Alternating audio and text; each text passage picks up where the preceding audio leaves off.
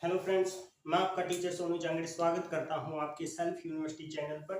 दोस्तों, आज self university channel पर न्यू प्लेलिस्ट शुरू हो रही है। बेसिक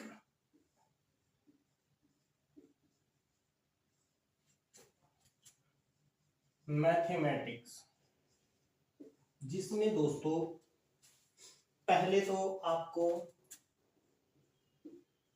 देखो, इसके बाद इसके साथ साथ RS अग्रवाल का मैथ शुरू करेंगे हम।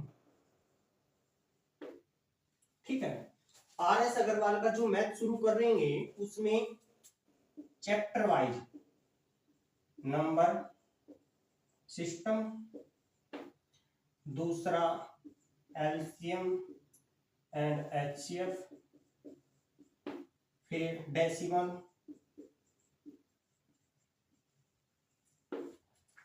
ऐसे जब जब अब पहले हम नंबर सिस्टम करेंगे तो इसका पहले हम बेसिक कंसेप्ट पूरा करेंगे। बेसिक कंसेप्ट में दोस्तों हम बिल्कुल जीरो से शुरू कर रहे हैं, बिल्कुल जीरो से। उन बच्चों के लिए जिन बच्चों के माइंड में मैथ की गिनती तक नहीं है, यही लगा लो। वैसे गिनती आज के टाइम में अनपढ़ को भी आती है और जोड़ घटा गुणा भाग कर वो भी कर लेते हैं। ठीक है, एक आपको ये लगा लो कि गिनती वैसे आपको पता है कि ये 2 है, ये 3 है, ये 10 है, ये 10,000 है, सिर्फ इतना पता होना चाहिए। और जोड़ लो घटा लो गुणा भाग कर लो, छोटा मोटा इतना पता होना चाहिए। इससे आगे हम बिल्कुल जीरो से शुरू कर रहे हैं। RS अग्रवाल मैथ इसके साथ साथ चलेगा। और दोस्तों, आप जैसे आप कंटिन्यू कोई भी स्टूडेंट चल रहा है, उसके साथ साथ उन बच्चों के लिए हम वीडियो हर क्वेश्चन की अलग अलग डालेंगे। मान लिया RS अग्रवाल का जो मैथ है उसका फर्स्ट क्वेश्चन की अलग वीडियो, सेकंड की अलग, थर्ड की अलग, फोर्थ की अलग, ऐसे करेंगे। अगर 140 क्वेश्चन है और 140 क्वेश्चन है तो 140 की 40 वीडियो अलग। और उसके बाद एक मैराथन क्लास या तो इनको जोड़कर डाली जाएगी या आपको बोर्ड पर ही करवाई जाएगी। अगर बोर्ड पर करवाई जाएगी तो एक दिन में 140 क्वेश्चन करने में वीडियो बहुत लंबी हो जाएगी और हमारे पास आपको बता देगी ऐसा साधन नहीं है कि इतनी लंबी वीडियो रिकॉर्ड की जाए, और लाइव का भी साधन नहीं है। तो अगर आप चैनल को सपोर्ट करते हैं तो हम, और पहले तो आप पढ़ के देखिए, और अगर आपको समझ में आ रहा है तो सपोर्ट करें। 1-2 दिन लगातार क्लासें देखें। हम बिल्कुल जीरो लेवल से कर रहे हैं। अगर किसी बच्चे को बेसिक कंप्लीट है और RS अग्रवाल करना चाहता है तो आप डायरेक्ट साथ के साथ डेली 10 क्वेश्चन की वीडियो आप चैनल पे आएंगी। उसके बाद साथ के साथ बेसिक चलेगा। रीजनिंग और हिंदी की भी क्लास दोस्तों सोनू जांगीड़ अर्थात मैं ही आप पढ़ाऊंगा।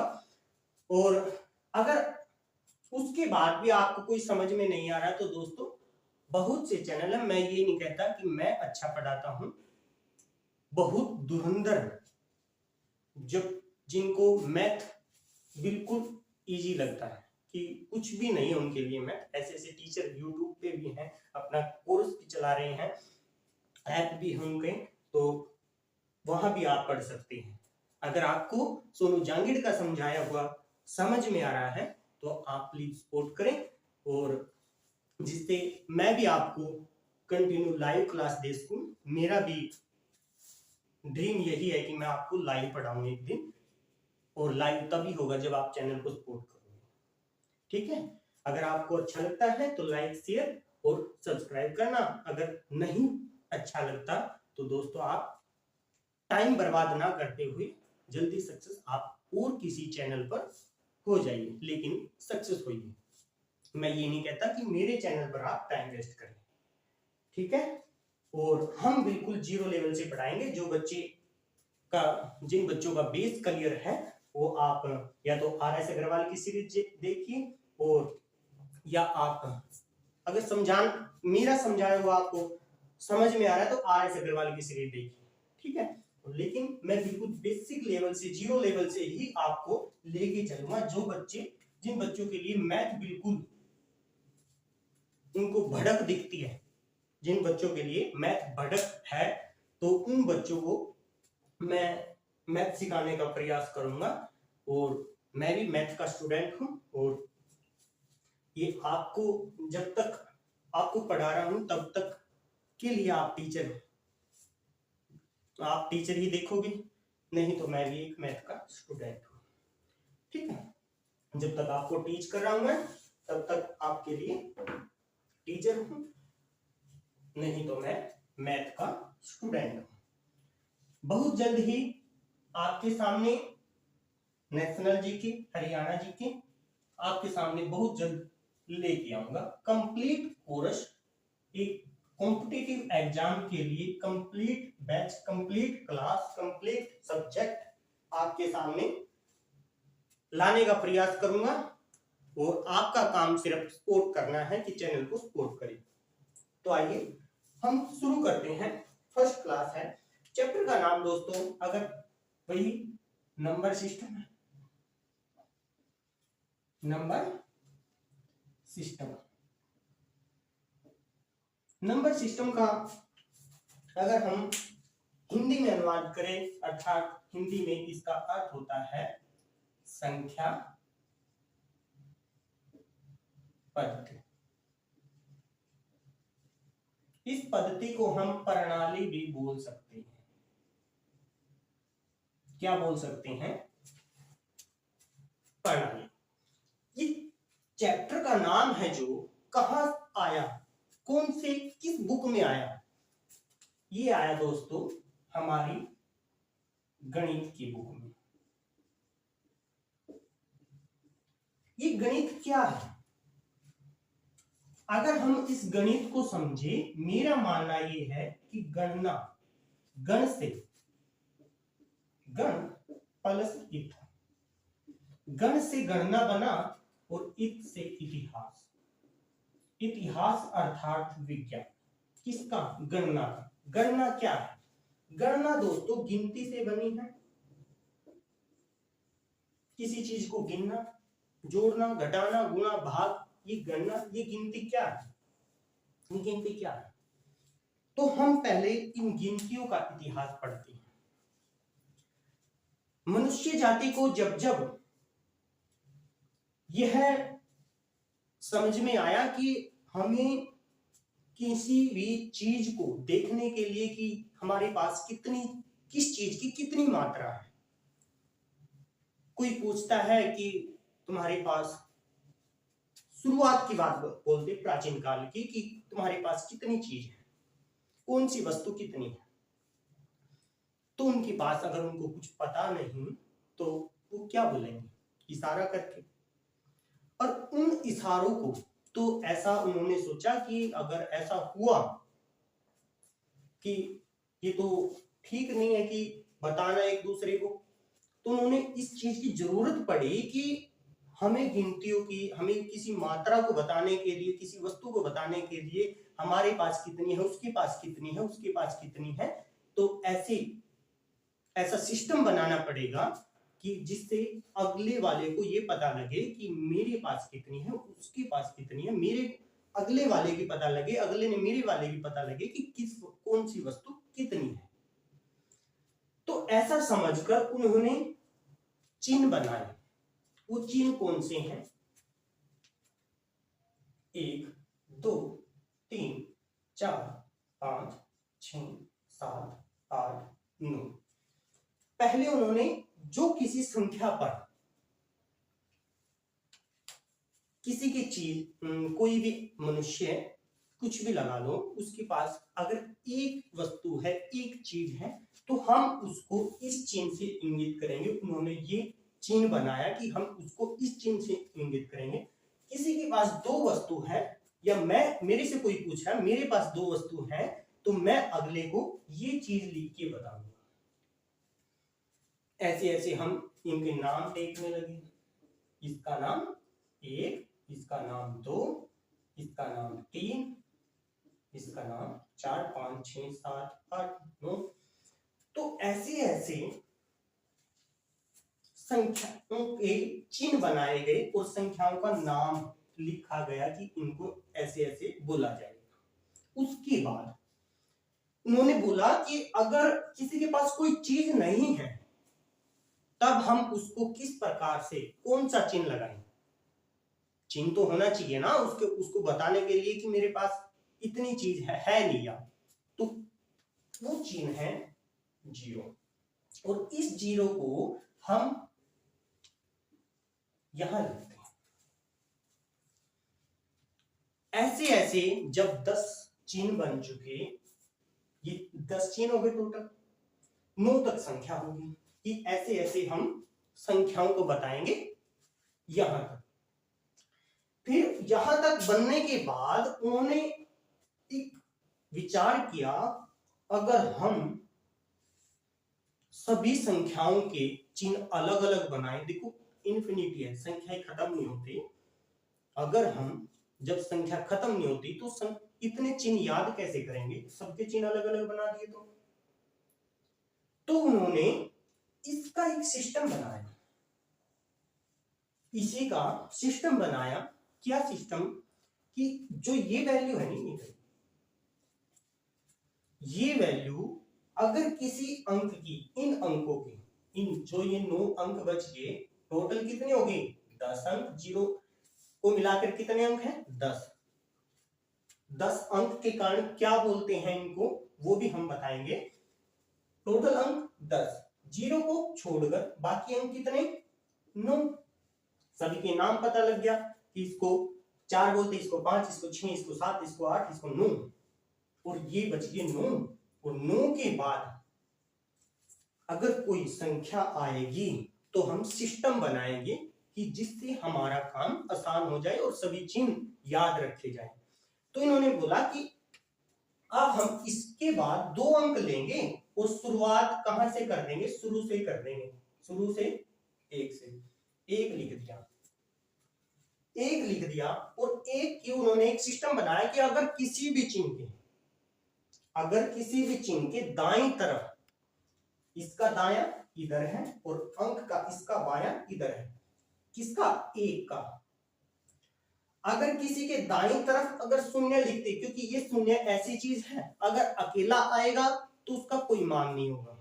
जैसे यहां लिख रहा है 0 का अर्थ क्या है कि उसके पास कुछ भी नहीं है, शून्य है। अगर हम दाईं तरफ लिखते हैं तो उसका मान बढ़ेगा, किसका, इस 1 का। किसी भी अंक के हम दाईं तरफ लगाएंगे तो मान बढ़ेगा, और अगर हम बाईं तरफ लिखेंगे तो मान पर कोई प्रभाव न पड़ेगा। अब भी ये 10 है और इसको हटाने के बाद भी ये 10 ही है, ऐसे ही। फिर उसके बाद उन्होंने 10 तक संख्या बनाई, और 10 तक बनाने के बाद उन्होंने फिर दोबारा से शुरुआत कर दी कि ये अंक अब 2 हो गए, पहले 1, और यहां से 1 नंबर का क्वेश्चन आ सकता कि इकाई अंक, सबसे बड़ा इकाई अंक कौन सा है, सबसे बड़ा इकाई अंक कौन सा है, कहां खत्म होता है इकाई अंक, इकाई का अर्थ होता है 1, अकेला अंक कहां खत्म होता है 9 पे। सबसे बड़ा अंक कौन सा है 9, और सबसे छोटा अंक कौन सा है 1। ये हम डिटेल में चर्चा करेंगे, इनके बारे में समझाएंगे आपको, पूरी डिटेल से विस्तार से समझाएंगे। आपको कहीं किसी प्रकार की भी गणित में शंका नहीं रहेगी, ऐसा काम हम आपके माइंड में भर देंगे बिल्कुल।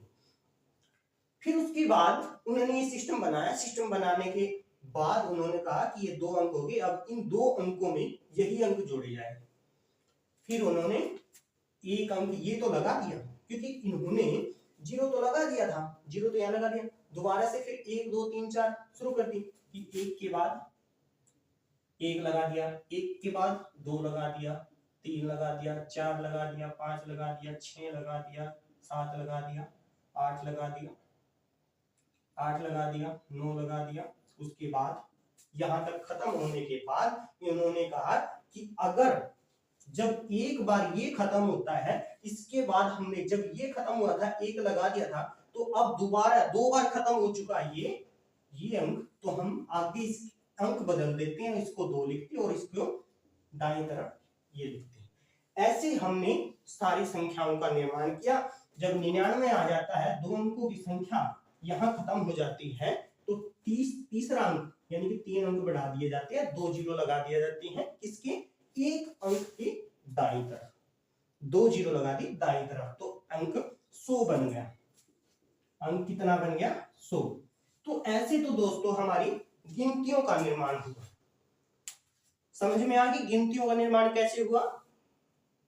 इस तरह से हुआ, क्योंकि अगर हम सभी के चिन्ह अलग अलग रखते, क्योंकि संख्या तो हमारी इन्फिनिटी है, और सभी के चिन्ह हम अलग अलग रखेंगे तो हमें संख्या याद नहीं रहेंगी। कौन रखेगा इतनी इन्फिनिटी तक की संख्या? कोई भी नहीं रख सकता। तो हमने ये सिस्टम बनाया, और इस सिस्टम से हम गिनतियों का सीख सकते हैं, और आज भी सीख रहे हैं। ठीक है। अब उसके बाद एक ये तो गिनतियों को सीखा है, कैसी बनी, क्या इनका इतिहास था। अब हम संख्या पद्धति के बारे में शुरुआत करेंगे। गणित का पता लग गया, गणना का इतिहास अर्थात विज्ञान भी बोल सकते हैं हम, गणना का, गिनती का विज्ञान, संख्याओं का ज्ञान, कैसे जोड़ा जाता है, कैसे घटाया जाता है। उम्मीद करता हूं आपको संख्याओं के बारे में पता लगने के बाद जोड़ घटा गुणा भाग आता होगा। ठीक है, क्योंकि ये तो मैंने संख्याओं का निर्माण आपको बताया है, संख्या नहीं बताई है कि कैसी है। तो संख्याओं का निर्माण बता दिया कि कैसे हुई होगी। हमने रट्टा तो लगा रखा था, सीख भी आती भी होंगी लिखनी बोलनी भी। तो हम बिल्कुल 0 से अब शुरू करें। मैंने बोला था कि 0 से 9 तक जो भी डिजिट है, कितने डिजिट हैं? 10। टोटल कितने डिजिट हैं? 9। 1 से 9 तक तो 9 ही हो गए, और 0 मिलाकर कितने हो गए? 10। 0 मिलाकर 10 हो गए। अब इस संख्या पद्धति को समझिए। ये संख्या पद्धति दोस्तों 2 तरह की होती है। ये संख्या पद्धति 2 तरह की होती है, किसके आधार पर? एक संख्या के आधार पर लगाओ। संख्या के आधार पर 2 तरह की होती है। पहला दार्शनिक संख्या प्रणाली, पद्धति लाओ या प्रणाली। दार्शनिक संख्या पद्धति या प्रणाली। और दूसरी दोस्तों रोमन संख्या प्रणाली, रोमन संख्या पद्धति या प्रणाली। अब आपको ये क्वेश्चन भी पूछा जा सकता है, एसएससी लेवल का नहीं है, छोटे मोटे एग्जाम में आ सकता है, कि दार्शनिक संख्या पद्धति क्या है, क्यों बोला जाता है? दार्शनिक संख्या पद्धति दोस्तों मैंने बताया था कि 0 से 9 तक के डिजिट हुए 10। कितने डिजिट हुए? 10। और इन 10 डिजिट होने के कारण, क्योंकि सारी संख्या इन्हीं 10 डिजिटों से बनी हुई है, और इन्हीं 10 डिजिटों से जितनी संख्या बनी है उसको हम इसमें सीखेंगे, इस पद्धति में सीखेंगे। और इस पद्धति का नाम है दार्शनिक संख्या प्रणाली, कि 0 से 9 तक के 10 डिजिट होने के कारण इस पद्धति या प्रणाली को हम दार्शनिक संख्या प्रणाली अर्थात पद्धति बोलते हैं। अब रोमन संख्या प्रणाली। रोमन संख्या प्रणाली दोस्तों हम मोटे तौर पर समझेंगे, ये एक रोमन संख्या के बारे में बोध कराती है। रोमन संख्या पद्धति, हमारे अंक क्या है? 1 2 3। इनके अंक होते हैं 1। ये हम लगाते हैं ना, जैसे पार्ट बनाते हैं तब भी यूज करते हैं। 3 4 5 6। अब इसके दाईं तरफ आ गए। तो ऐसे ही हम गिनती रोमन संख्या पद्धति के बारे में पढ़ेंगे नहीं, सिर्फ सीखेंगे क्या, लिखना सीखेंगे। इसको रोमन संख्या पद्धति को लिखना सीखेंगे कि कैसे लिखी जाती है, लेकिन इसको पढ़ेंगे नहीं क्योंकि हमारे काम की नहीं है ये। हम ना तो जोड़ते घटाते इसमें से, हम पद्धति अपनाते हैं दार्शनिक संख्या प्रणाली। अब उसके बाद दार्शनिक संख्या प्रणाली के बाद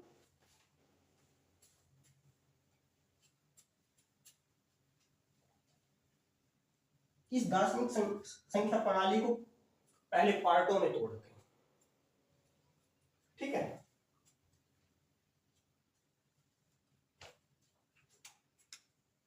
दार्शनिक संख्या प्रणाली बता दिया, 10 अंकों के कारण इसको दार्शनिक प्रणाली बोलते हैं। अब हम संख्या पद्धति के बाद जो दार्शनिक प्रणाली निकल के आया है, वैसे 21 वाला आएगा इसमें, दार्शनिक संख्या, क्योंकि इसका पार्ट तो एक और था रोमन संख्या प्रणाली, लेकिन हम अब यहाँ से इस संख्या पद्धति के बारे में पढ़ेंगे, फिर उसके बाद दार्शनिक संख्या पद्धति या प्रणाली। अब हम इसको दो भागों में तोड़ते हैं कि जहां जहां हमारे ये संख्या लिखी जाती है, इन 9 अंकों यानी कि 10 अंकों से बनाई हुई संख्या यूज होती है लिखते वक्त, बोलते समय, जब हम बोलते हैं और इन संख्याओं को अब हम किसी को बोल रहे हैं और वो इन संख्याओं से नोट कर रहा है, उसमें हम दार्शनिक संख्या प्रणाली को दो भागों में तोड़ते हैं। वो कैसे?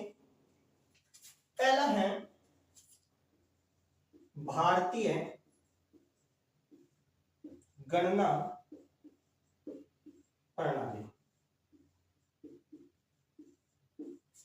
और इसका दार्शनिक प्रणाली का दूसरा पार्ट है अंतरराष्ट्रीय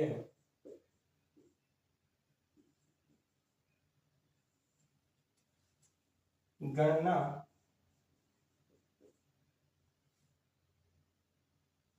प्रणाली।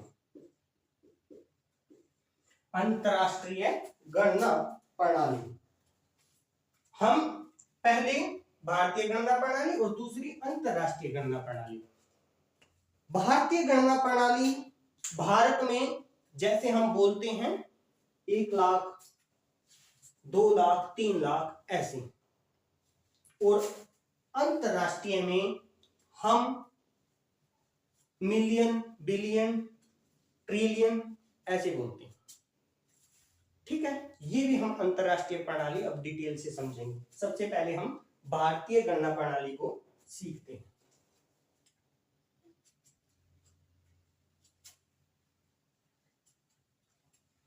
अब हम संख्याओं को बनाना सीखेंगे और बोलना सीखेंगे कि भारतीय गणना प्रणाली में कैसे बोला जाता है और अंतरराष्ट्रीय गणना प्रणाली में कैसे बोलते हैं। अब सीखते हैं हम भारतीय गणना प्रणाली।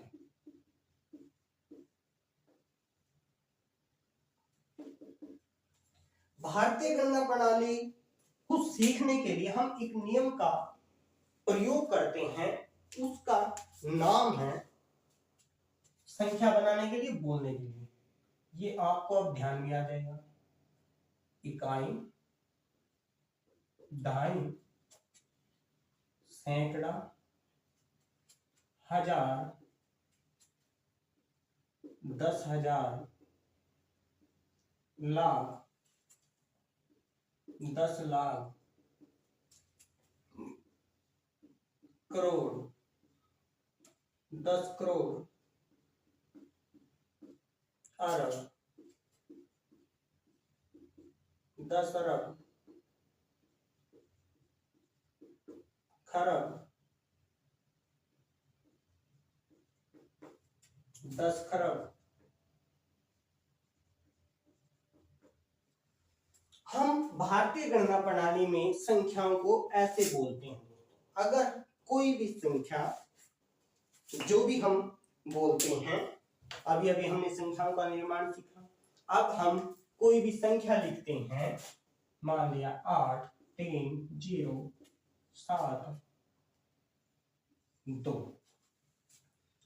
इसमें लिखने का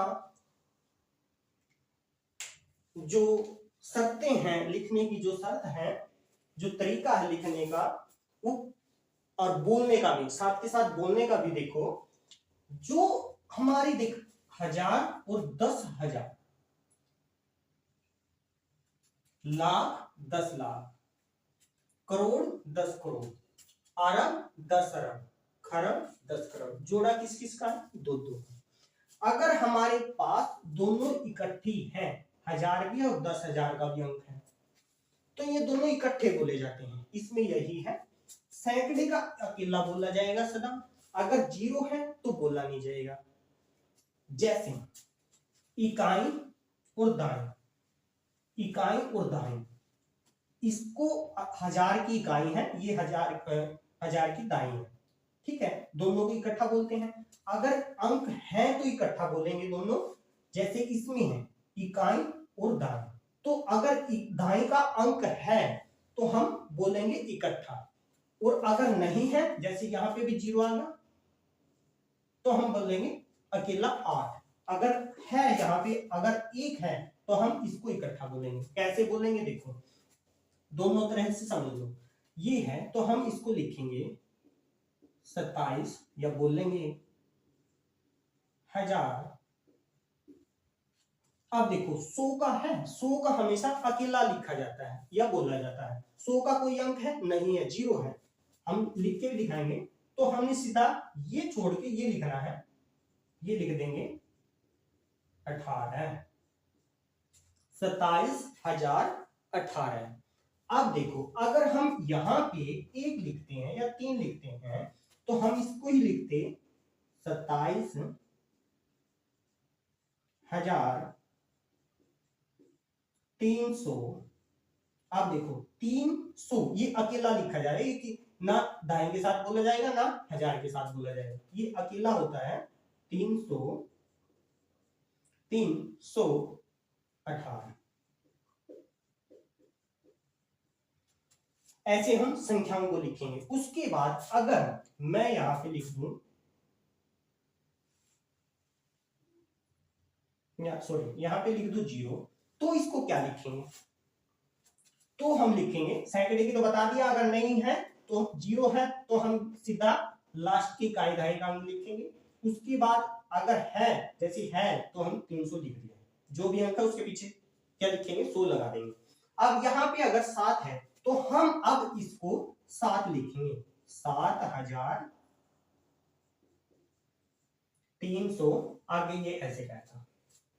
क्लियर? अगर मान लिया यहां पे 0 है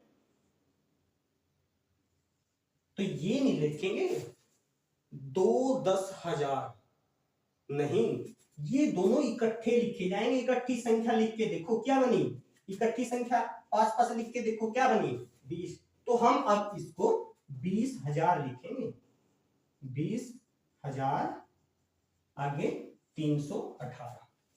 क्लियर? अगर हम यहां पे 0 लगा दें, अब क्या लिखेंगे? तो हम लिखेंगे 20,300, अकेला बोले जाएंगे 8, ठीक है, दाएं के 0 नहीं लिखने होंगे, सिर्फ लास्ट का बोलेंगे 8। ऐसे ही अगर हमारे पास यहां भी कोई संख्या है, अगर 8 है, 8, 3, 2, अब क्या लिखेंगे? अब इसको क्या लिखेंगे? 1000 में भी है, लाख में भी है, 10 लाख में भी, करोड़ में भी। अब देखो अगर करोड़ में है तो करोड़ का अकेला अंक है, क्योंकि ये 10 करोड़ में कोई अंक नहीं है ना, 0 है, कोई अंक नहीं है, 0, तो इसको बोलेंगे 8 करोड़, ऐसे बोलेंगे 8 करोड़। अब देखो लाख की दोनों अंक है, लाख में इकाई अंक भी है लाख का, और इकाई का और लाख का दहाई अंक भी, तो इनको भी इकट्ठा बोलेंगे, इनको भी क्या बोलेंगे? इकट्ठा। तो हम बोलेंगे 32 लाख। 1000 की देखो, 1000 के अगर यहाँ 10 के नीचे, यहां भी अगर 10 के नीचे 0 है तो हम बोलेंगे सिर्फ वही जो 1000 का इकाई अंक है, ठीक है, 1000 का इकाई अंक है। अगर है यहाँ पे दाई अंक है तो हम इकट्ठा लिखेंगे, जैसे ये लिखा 32 लाख दोनों में, तो ऐसे ही 20,000। आगे क्या है 308।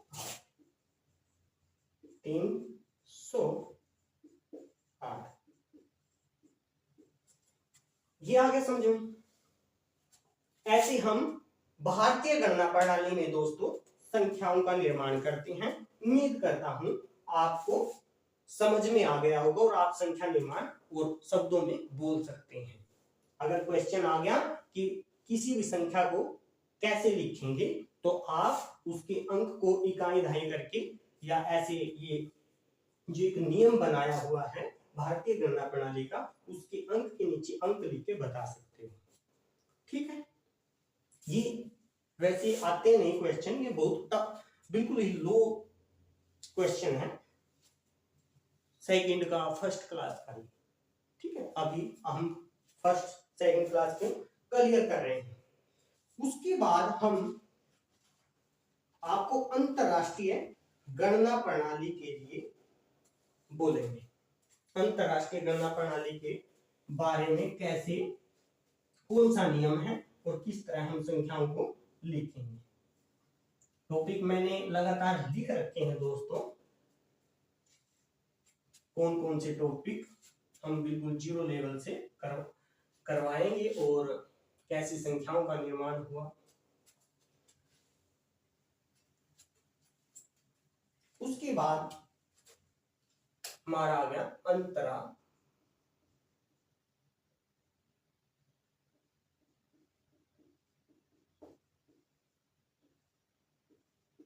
गणना प्रणाली,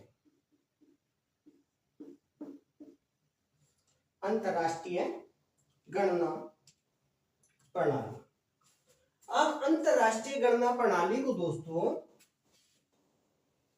हम जिस तरह से भारतीय गणना प्रणाली के बारे में जो नियम लिखा था, इसी तरह हम हमारा अंतरराष्ट्रीय गणना प्रणाली में भी है।